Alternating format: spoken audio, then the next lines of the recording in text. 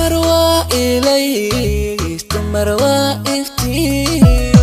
تمروا استهان حارس الله تمروا إندها أرحتي كسمدا ومدلده ونولو شايدي magacaygu waa Xaliimo Xuseen Yuusuf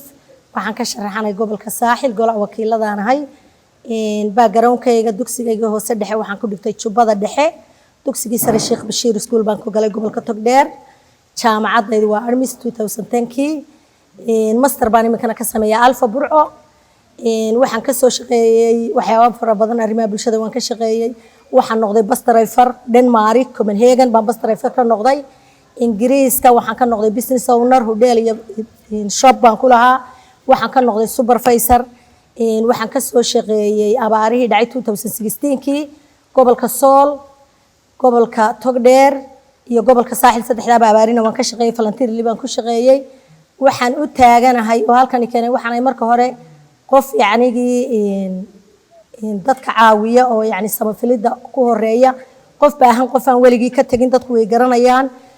qof duruufi haysa ama qof laga gardanayo weligii kamaan tagin waxaan halkan u imi inaan shuruucda dalka ka jirta ee goldalooladu ka muuqato aan wax ka bedelo gobolka aan ka imi ee ka soo jeedana gaar ahaan wixii ka khuseeya aan ka shaqeeyo danyarta aan u adeego ardayda reeraha danyarta ka soo jeeda ama ay militariga dhaleen booliisku dhaleen ee abayaashooda ay jid hore jiraan ee aan iskuulkooda aan afford karin inaan wax ka qabto si iskuulada free looga dhigo in shuruucda aan wax kaga soo daro awoodaydu haday siiso insha Allah de waxaanu ka baryaynaa bulshaduna inay noo codayso rag iyo dumar iyo dhalinyaraba waayo dumarka wax bedeli kara insha Allah astaantayduna aqal laba daryaala waa aqal Soomaali aqalkii aynu dhaqanka u lahayn martida lagu soo ri jiray hablaha lagu dhibaadin jiray way astaantayduna xisbigayguna waa xisbiga cadaaladda iyo daryeelka u cud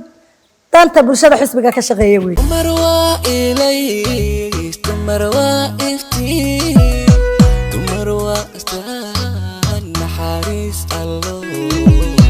تمروا إندها أرحتي كسمدا ومدلده ونولو شايدي